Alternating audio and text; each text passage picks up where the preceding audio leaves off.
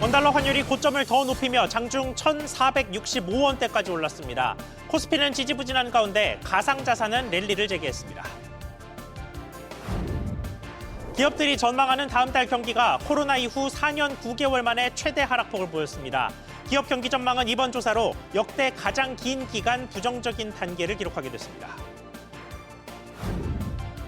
한미약품의 경영권 분쟁이 종결 국면을 맞았습니다. 모녀 측이 장남 지분 5%를 사들이면서 홀로 남은 동생을 크게 앞질렀습니다. 야당이 한덕수 대통령 권한대행의 탄핵 시한을 내일로 제시하며 압박 수위를 높였습니다.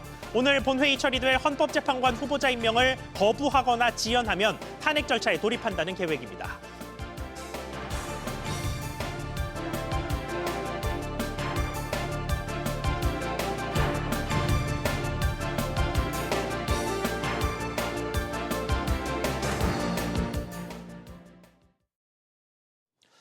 여러분 안녕하십니까? 뉴스 시작하겠습니다.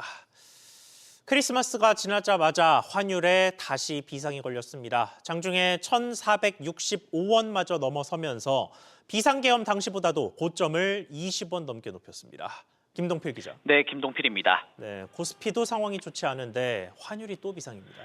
네, 그렇습니다. 먼저 코스피는 오전장 내내 2,440선에서 씨름하다가 결국 2,430선으로 내려왔는데요. 조금 전 11시 20분 기준 0.2%가량 내린 2,435선에서 거래되고 있습니다. 거래량 자체가 적은 데다 외국인 순매도세까지 더해지면서 상승 동력을 잃어가는 모습입니다. 코스닥은 장중 하락 전환하면서 결국 670선으로 떨어졌습니다. 종목별로는 신고가를 새로 쓴 현대중공업을 필두로 하나오션 등 조선업종이 강세를 보이고 있습니다. 고려아연도 사흘째 상승하고 있는데요. 문제는 환율입니다. 지난 24일 야간 거래에서 1,460원을 넘었던 환율은 오늘 오전에도 1,460원을 다시 넘었습니다. 지난 2009년 3월 금융위기 이후 처음인데요. 1,465원 50전까지 고점을 높이면서 고공행진하고 있습니다. 글로벌 달러 강세에 국내 불확실성, 외국인 매도까지 겹치면서 원화 가치가 계속 내려가고 있습니다. 네, 반면에 해외에서는 산타랠리가 나타났죠. 네, 그렇습니다. 크리스마스 휴장 전 뉴욕 증시는 현지 시간 24일 오후 1시에 조기 폐장했는데요. 다우지수는 0.91%, S&P 500은 1.1%, 나스닥 지수는 1.35% 상승 마감했습니다. 또 크리스마스 휴장으로 갈 곳을 잃은 자금은 가상자산 시장으로 향했는데요. 9만 달러 초반까지 떨어졌던 비트코인은 99,800달러까지 오르면서 10만 달러를 턱 밑에 뒀습니다. 국내 가상자산 거래소에서도 1억 5천만 원대 재진입을 시도하고 있는데요. 시장에서는 다음 달 트럼프 2기 행정부 출범과 함께 사상 최고치 행진을 다시 시작할 것이란 전망까지 나오고 있습니다. SBS 비즈 김동필입니다. 최근 소비 심리에 비상계엄 여파가 반영되면서 급감했다는 소식 전해드렸죠. 기업들의 심리도 예외는 아니었습니다. 심지어 이번 조사로 기업 경기 전망은 역대 최장기간 부정적인 상태에 머물러 우려가 더 커졌습니다. 신채연 기자. 네, 신채원입니다. 네, 기업들 체감 경기 어떻게 집계됐습니까? 네, 기업들이 느끼는 경기를 보여주는 기업 경기 실사지수 BSI 전망치가 다음 달 84.6을 기록하며 기준선 100을 밑돌았습니다. BSI가 기준치인 100보다 낮으면 경기 악화를 예상하는 기업이 호전될 것으로 보는 기업보다 많다는 것을 뜻합니다. BSI 전망치는 2022년 4월부터 2년 10개월째 기준선 100을 밑돌고 있는데 역대 최장기 연속 부진 기록입니다. 다음 달 BSI 전망치는 이번 달 수치보다 12.7포인트 하락했는데 코로나19 팬데믹 위기가 본격화됐던 2020년 4월 이후 4년 9개월 만에 가장 큰 폭으로 떨어졌습니다. 한국경제인협회는 대외 경영 환경 변화에 더해 국내 정치 불확실성이 고조되면서 내수 부진 장기화 등의 우려가 커지고 있다고 설명했습니다. 네, 그리고 이런 가운데 내년 노사관계 불안이 커질 것이란 조사 결과도 나왔습니다. 네, 한국경영자총협회 조사에 따르면 기업 10곳 중 7곳은 내년 노사관계가 올해보다 더 불안해질 것으로 내다봤습니다. 기업들이 내년 노사관계를 불안하다고 전망한 이유는 임금 인상과 정년 연장 등 노조의 요구 다양화가 59.6%로 가장 많았습니다. 경제 여건 악화에 따른 구조조정과 노동계의 관련 투쟁 증가, 그리고 노동계의 정치 투쟁 증가가 뒤를 이었습니다. SBS 비즈 신채원입니다. 가게와 기업할 것 없이 이렇게 심리가 무너지면 실제 경기도 악영향을 받을 수밖에 없습니다. 이에 한국은행이 내년 기준금리를 추가로 낮추겠다고 예고했습니다. 박연신 기자. 네, 박연신입니다. 네, 자료를 보니까 한은이 금리 인하를 이렇게까지 명시적으로 밝힌 건 꽤 이례적인 일인 것 같습니다. 네, 한국은행이 내년도 통화 신용 정책 운영 방향을 발표했는데요. 한은은 성장의 하방 압력이 완화될 수 있도록 하면서도 금리를 추가로 인하하겠다고 밝혔습니다. 다만 속도는 금융 안정 리스크에 유의하면서 경제 상황 병향의 변화에 맞춰 유연하게 결정하겠다고 말했습니다. 계엄과 탄핵 등 정치 불확실성이 증대되고 주력 업종의 글로벌 경쟁 심화 등 경기 하방 리스크가 확대된 점을 고려한 건데요. 시장에서는 한은의 발빠른 추가금리 인하를 점치면서 내년 1월 16일 새해 첫 금통위에서 금리 인하를 결정할 수도 있다는 분석이 나옵니다. 네, 그리고 대내외적 불확실성들에 대한 대응은 어떻습니까? 네, 우리나라 여건뿐만 아니라 도널드 트럼프 미국 대통령 당선인의 경제정책 방향과 지정학적 리스크 지속에 따라 불확실성이 확대돼가는 상황인데요. 이에 한은은 금융시장과 금융 시스템에 대한 조기 경보 기능을 강화하고 필요할 경우 시장 안정화 조치를 적기에 시행한다고 밝혔습니다. 특히 공동검사 등을 통해 금융기관 유동성과 신용 리스크, 가계기업 부채, 부동산 PF 부실 등도 분석해 나갈 것이라고 덧붙였습니다. 한은은 또 금융안정 역할을 강화하기 위해 대출 제도 개선도 추진할 방침인데요. 특히 비은행 예금 취급기관인 저축은행과 상호금융, 새마을금고 등에 대해 적시에 유동성을 공급할 수 있도록 제도 개선을 해 나가겠다고 밝혔습니다. SBS 비즈 박연신입니다. 정부가 경기 용인의 첨단 시스템 반도체 클러스터를 국가산업단지로 지정했습니다. 도로와 용수, 전력 등 인프라에 대한 규제가 완화되고 대대적인 투자도 이루어지게 되는데 자세히 알아보겠습니다. 김환진 기자. 네, 김한진입니다. 네, 이게 세계 최대 반도체 특화 도시가 될 거라고 하던데 규모가 어느 정도입니까? 네, 여의도 2.5배 넓이인 728만 제곱미터 부지에 조성이 되고 최대 360조 원 규모의 민간 투자가 이뤄집니다. 대형 반도체 제조 공장 6기가 들어서는데요. 오는 2026년 말에 착공하고 2030년 반도체 제조 공장 1호기 첫 가동 시점에 맞춰서 도로와 용수, 전력 인프라를 갖출 계획입니다. 또 60개 이상의 소부장 협력 기업도 입주하고 16,000가구 규모의 배후 공공주택 지구도 개발합니다. 용인 반도체 국가산단 지정에 대해서 박상우 국토부 장관은 산업과 주거, 문화 등 반도체 클러스터의 핵심 거점이자 랜드마크 산단으로 조성하겠다고 말했습니다. 자, 개별 기업 이슈로 좀 들어가면 삼성이 이 산단에서 가동하는 라인이 파운드리 아닙니까? 네, 그렇습니다. 지금 삼성 파운드리 분위기를 감안하면 라인 전체 가동에는 물음표가 붙습니다.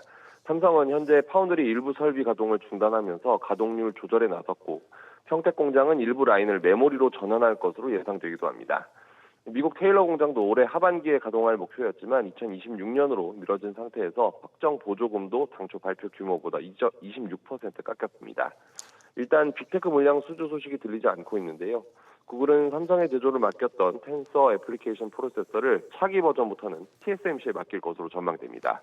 또 미국의 대중 규제가 강해지는 데다 중국 파운드리 공세도 거센 만큼 중국 업체들의 주문을 받기도 더 힘들어진 상황입니다.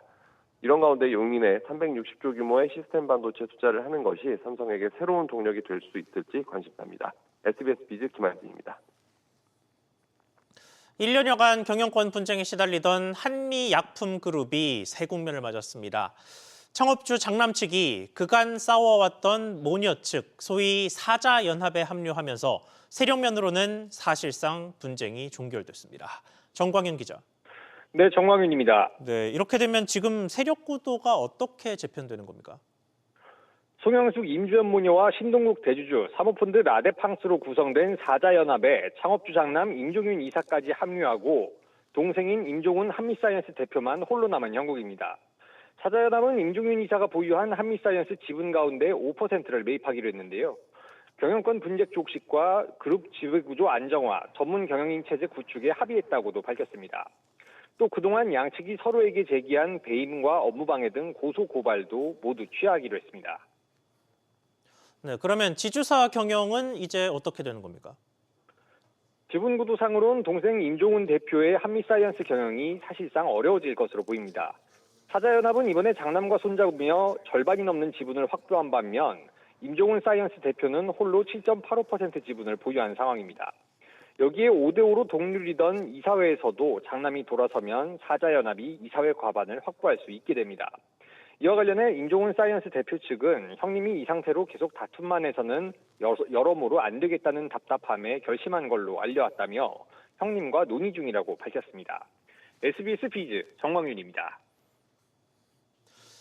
헌법재판관 임명을 두고 더불어민주당이 한덕수 대통령 권한대행에 대한 압박을 더 키우고 있습니다. 야당은 오늘 본회의를 열어 헌법재판관 임명 동의안을 처리한다는 계획인데 야당은 이 회의에 불참하기로 조금 전 속보를 통해 알려줬습니다. 취재기자 연결해 보겠습니다. 우형준 기자. 네, 우영준입니다. 네, 한 권한대행이 헌법재판관을 임명하지 않으면 탄핵하겠다라는 기존 입장은 야당의 변함이 없는 거죠. 네, 민주당은 한덕수 대통령 권한대행이 국회 추천목 헌법재판관 3명의 임명을 거부하거나 지원할 경우 한 권한대행에 대한 탄핵소추안을 발의해 내일 국회 본회의에 보고되도록 하겠다는 계획입니다. 국회는 오후 2시 본회의를 열고 마은혁, 정계선, 조한창 등 국회목 헌법재판관 후보자 3명에 대한 임명 동의안을 처리할 예정입니다. 이런 가운데 방금 들어온 소식으로 국민의힘은 헌법재판관 임명 동의안 본회의 표결을 불참하기로 했습니다. 현행법에 따르면 국회 임명 동의안 통과 후 대통령이 언제까지 임명해야 한다 이런 규정은 없어서 한 대행의 결정이 중요한 상황인데요. 야당 주도로 인사청문 절차가 진행된 헌법재판관 후보자이기 때문에 한 대행의 임명을 두고 고심이 깊어질 것으로 보입니다. 네, 그리고 현재는 윤석열 대통령 탄핵 심판 첫 변론기일을 하루 앞두고 재판관 회의를 열었습니다. 네, 오전 10시부터 열렸는데 재판 진행 방향 등을 논의하고 있습니다. 윤 대통령은 헌재가 지난 16일부터 보낸 답변서 등 서류 제출 요청에 일주일 넘게 무응답으로 일관해왔습니다. 헌재는 지난 20일 서류가 도달한 것으로 간주하기로 하고 탄핵 심판 준비에 속도를 내고 있습니다. 앞서 윤 대통령 측은 재판관 6인 체제가 불완전 합의체라며 문제가 될 수 있다 이렇게 주장을 했는데요. 이와 관련해 헌재는 6인 체제로도 심리와 변론이 가능하다는 입장을 재차 밝힌 바 있습니다. 헌재는 내일로 예정된 변론 준비 기일도 변동 없이 진행한다는 계획입니다. SBS 비즈 우영준입니다. 이런 혼란 속에서 그나마 다행인 건 여야가 민생 법안을 함께 대거 처리하기로 합의했다는 겁니다. 우리 생활을 바꿀 눈에 띄는 법안들 짚어보겠습니다. 이정민 기자. 네, 이정민입니다. 네, 민생 법안에 어떤 것들이 있습니까? 우선 예금자보호법 개정안이 통과를 앞두고 있습니다. 예금 보호 한도를 기존 5천만 원에서 1억 원으로 높이는 게 핵심입니다. 본회의를 넘어서면 24년 만에 예금 보호 한도가 오르게 됩니다. 대부업법 개정안도 통과될 전망입니다. 개정안에는 불법 사금융을 뿌리 뽑기 위해 대부업체 등록 요건을 높이고 계약 무효 조항을 신설하는 내용이 담겼습니다. 대부업의 자기자본 기준이 개인의 경우 1천만 원에서 1억 원으로 법인은 5천만 원에서 3억 원으로 상향됩니다. 이자율이 법정 최고 이자율의 3배인 60%를 초과하면 원금과 이자를 원천 무효화하는 내용도 포함됐습니다. 네, 그리고 기업들이 기다리던 법안도 있죠. 네, AI 기본법이 제정됩니다. AI 기본법 제정안은 지난 17일 법제사법위원회를 통과했습니다. 제정안에는 정부가 AI 산업 발전을 지원할 근거와 기준 등이 명시됐습니다. 과학기술정보통신부가 3년마다 대통령 직속 국가인공지능위원회를 통해 인공지능 기본계획을 수립하는 내용도 담깁니다. 다만 반도체 특별법은 연내 처리되기 어려울 것으로 보입니다. 보조금 지원 근거를 마련하자는 데는 여야 공감대가 형성됐습니다. 그러나 연구개발 종사자를 주 52시간 적용해서 제외하는 화이트 칼라 이그젬션 조항을 두고 야당 반대에 부딪혔습니다. 국민의힘은 이를 특별법에서 제외하는 대신 근로기준법상 특례를 규정하는 방안도 논의 중인 것으로 알려졌습니다. SBS 비즈 이정민입니다.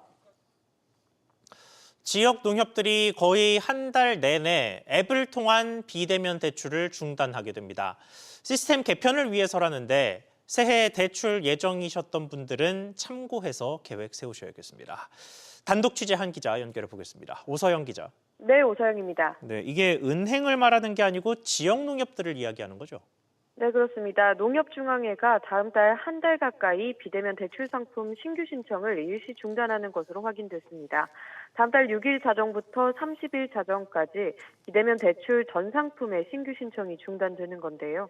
농협은 디지털 금융 시스템 전면 개편에 따른 시스템 점검이라며 현재 운영 중인 전산 시스템 마감 뒤 새로운 시스템으로 이관하는 데 시간이 걸린다고 설명했습니다. 범농협 디지털 전면 개편으로 농협은행은 오는 설 연휴 이틀간 전자금융 서비스 일시 중단에 들어갑니다. 이 기간 조회, 이체 가입 등 모든 전자거래가 중단됩니다. 네, 이렇게 장기간 고객 불편을 감수하면서 어떤 걸 개편하는 겁니까? 네, 농협에 따르면 디지털 금융의 전 시스템을 신기술화하는 작업입니다. 클라우드 시스템으로 전환해 고객 서비스 프로세스를 개편하는 건데요. 앞서 농협중앙회와 은행은 이를 위해서 4차 전산장비 도입을 올해 추진해 온 바 있습니다. 또 새해부터 임기를 시작하는 차기 농협은행장 내정자인 강세현 현 농협캐피탈 부사장도 디지털 전문가로 정평이 나 있는데요. 이 발표 당시 농협금융임추위는 농협은행이 내년에 디지털 혁신 주도와 고객 맞춤형 서비스 제공 등을 주요 경영 전략으로 내세우고 있다며 신기술에 대한 높은 이해도를 갖춘 내정자가 데이터에 기반한 초개인화 마케팅을 적극 실현할 수 있는 적임자라고 평가하기도 했습니다. 농협금융이 대대적 시스템 개편에 나서면서 고객 확보에 속도를 내는 모습입니다. SBS 비즈 오서영입니다. 가입자가 4천만 명에 달해 제2의 건강보험이라 불리는 실손보험료가 내년 크게 오릅니다. 건강보험이 적용되지 않는 비급여가 몇 년째 문제인데 이를 해결하겠다던 보험개혁은 탄핵 정국의 좌초 위기에 빠졌습니다. 류정현 기자. 네, 유정현입니다. 네, 상품 종류마다 인상률이 조금씩 다를 텐데 자세히 전해주시죠. 네, 전체 평균으로는 7.5% 오릅니다. 구체적인 건 가입 시점에 따라 조금씩 다른데요. 2009년 7월 이전에 가입했다면 평균 2% 내외, 2009년 8월부터 2017년 3월 사이에 가입했다면 평균 6% 안팎으로 인상됩니다.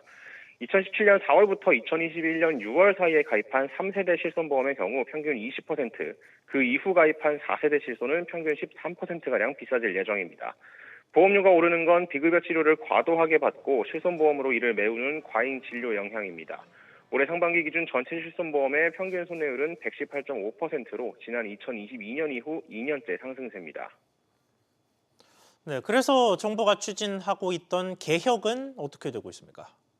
네, 현재로서는 용두사미가 될 전망입니다. 실손보험 개혁은 보험업계뿐 아니라 의료계와 논의도 필수적인데요. 이달 초 갑작스러웠던 비상계엄 포고문에서 의료계를 상대로 처단이란 단어를 쓰면서 논의 테이블에서 대한병원협회 등 의료단체가 모두 빠졌습니다. 지난 16일 있었던 제5차 보험개혁회의에서도 금융위원회는 실손보험 개혁 방안을 발표하지 못했고요. 지난 19일 예정됐던 실손보험 비급여제도 개선안을 공개하는 공청회도 무기한 연기된 상황입니다. 이런 상황이 장기화될 경우 갑작스러운 계엄과 탄핵 후폭풍이 민생 경제에 더 큰 타격을 줄 것으로 보입니다. SBS 비즈 유정현입니다. 최근에 비상계엄 사태 이후 외국인뿐만 아니라 내국인들의 관광 심리도 크게 위축된 가운데 정부가 관광시장 안정화 대책을 발표했습니다. 이를 위해 내년 관광 예산의 70%를 상반기에 집행하겠다는 계획인데 자세한 내용 취재기자 연결해 보겠습니다. 오정인 기자. 네, 오정인입니다. 네, 먼저 방한하는 외국 관광객들에 대한 지원부터 좀 살펴보겠습니다. 어떤 내용이 담겼습니까? 네, 오늘 제9차 국가관광전략회의에서 발표된 대책인데요. 방한 관광객 출입국 편의 개선을 위해 한중 전담 여행사를 통해 모객한 중국 단체 관광객에 대해선 한시적인 무비자 제도 시범 시행을 검토하고 동남아 등 6개국 단체 관광객의 비자 수수료 15달러를 내년 12월까지 면제해 주기로 했습니다. 코리아 그랜드 세일과 같은 대형 행사들을 하반기가 아닌 상반기에 개최하고요. 네이버 등 민간과 협력해 식당 예약 및 결제 서비스를 개선하고 주요 관광지와 쇼핑지를 중심으로 QR 결제가 가능하도록 기반 시설도 확충할 예정입니다. 자, 그리고 내국인으로 넘어가서 내국인과 관광 지역에 대한 지원도 대폭 늘어나죠. 네, 대국민 여행 캠페인을 숙박과 교통, 여행 상품 할인뿐 아니라 문화시설, 공연, 레스토랑까지로 확대하고 비수도권 숙박시설에 대한 할인 쿠폰도 발행하기로 했습니다. 숙박과 체험 등 통합 혜택을 제공하는 디지털 관광 주민증 운영 지역을 현재 34곳에서 45곳으로 확대할 방침입니다.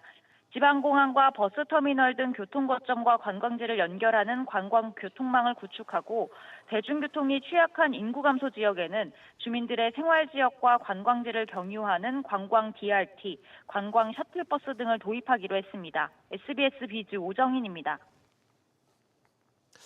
한국과 필리핀의 자유무역협정 FTA가 오는 31일부터 발효됩니다.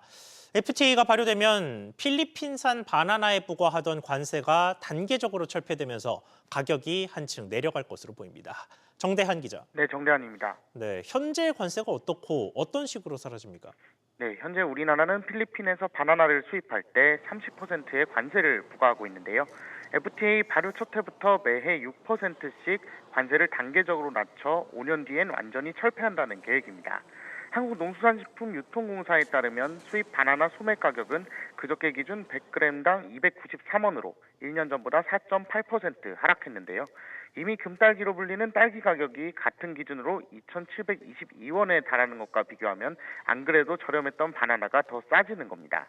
수입 바나나의 약 70%는 필리핀에서 오는 물량으로 정부는 관세가 철폐되면 국내 소비자들이 체감하는 바나나 가격이 지금보다도 30% 낮아질 것으로 전망했습니다.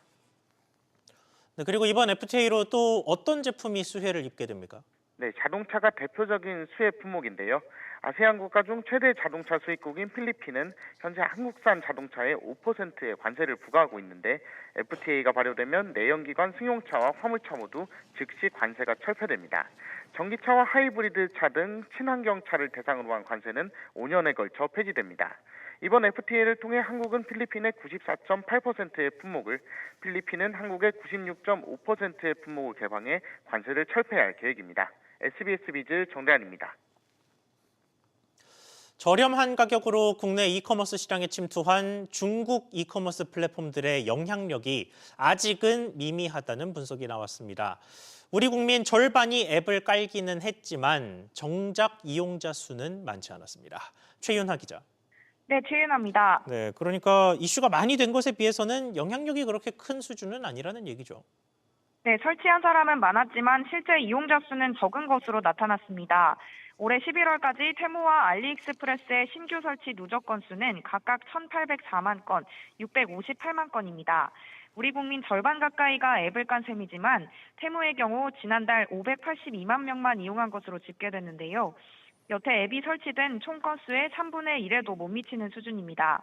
지난달에만 반짝 이용하고 그 다음 달부터 사용하지 않는 비율이 매월 최대 50%에 달하는 것으로 집계된 탓입니다. 네, 이게 초창기에는 이커머스 강자인 쿠팡에도 위협이 될 거라는 예측이 많았는데 그것도 사실이 아닌 셈이 됐습니다. 네, 쿠팡의 멤버십 요금 인상에도 불구하고 C커머스가 미친 영향은 미미했습니다. 지난달 쿠팡의 월간 이용자 수는 3,160만 명으로 테무의 5배를 웃돌았는데요. 카드 결제 금액 역시 3조 1,400억 원대로 역대 최고치를 기록했습니다. 주요 온라인 플랫폼들의 카드 결제 금액 점유율을 보면 쿠팡이 53.8%로 가장 높고 지마켓과 11번가, 쓱닷컴이 뒤를 이었습니다. 반면 알리와 테무의 카드 결제 금액 점유율은 각각 3.4%, 0.7%로 전체 시장의 4%에 불과했습니다. 결국 C커머스가 전체 시장에 미치는 영향력이 돌풍이 아닌 미풍에 그쳤다는 평가입니다. SBS 비즈 최윤아입니다. 오늘부터 전국 13개 시도에서 청년, 신혼, 신생아 가구를 위한 매입 임대주택 입주자를 모집합니다. 국토교통부에 따르면 모집 규모는 청년 1,600여 가구, 신혼 및 신생아 1,500여 가구 등 총 3,100여 가구로 이르면 내년 3월 말부터 입주할 수 있습니다. 매입 임대주택은 빌라 등 민간주택을 LH가 매입해 시세 대비 30에서 80%가량 저렴하게 장기 임대하는 주택입니다. 내년 공공건설 공사 가격이 4% 가까이 오를 전망입니다. 국토교통부는 내년 공공건설 공사 가격 산정의 가이드라인격인 표준 시장 단가가 올해보다 3.9% 상승했다고 밝혔습니다. 국토부는 앞으로 물가를 조금 더 정확히 반영하기 위해 주요 관리 공종을 315개에서 500여 개로 늘릴 계획입니다. 일론 머스크 테슬라 CEO가 미국 텍사스주에 자신이 소유한 우주기업 스페이스X의 기업 도시 건설을 추진합니다. 뉴욕타임즈는 스페이스X 본사 직원들이 최근 새 지방자치단체 구성을 위한 서명과 함께 청원을 제출했다고 보도했습니다. 이 청원에는 전용 우주기지 스타베이스가 있는 텍사스주 남단에 같은 이름의 소도시를 세우고 선거를 통해 시장을 뽑겠다는 내용이 담긴 것으로 전해졌습니다. 올해 퇴직한 미국 상장기업의 CEO 수가 사상 최대치를 기록했습니다. 영국 파이낸셜 타임스는 올해 1월부터 11월까지 퇴직한 미국 기업 CEO가 327명으로 기존 연간 최다 기록인 지난 2019년에 312명을 이미 넘어섰다고 보도했습니다. FT는 또 의결권 행사 자문사 ISS를 인용해 올해 S&P 500 기업 CEO가 받은 보상의 중간값이 1,560만 달러, 우리 돈 227억 원을 넘겨 사상 최고치를 기록했다고 전했습니다.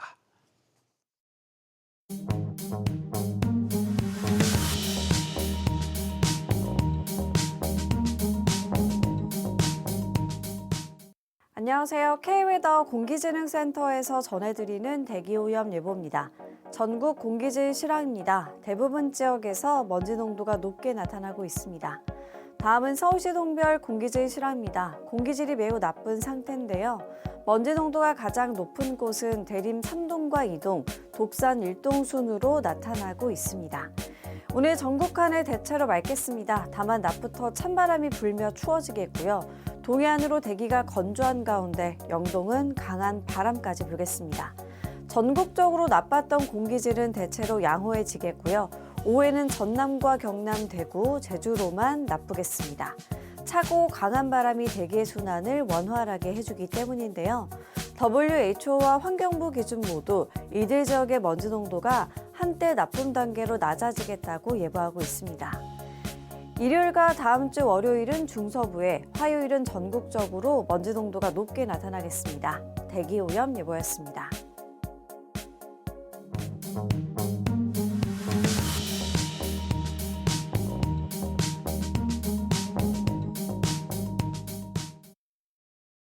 뉴스 마치겠습니다. 시청해주셔서 고맙습니다.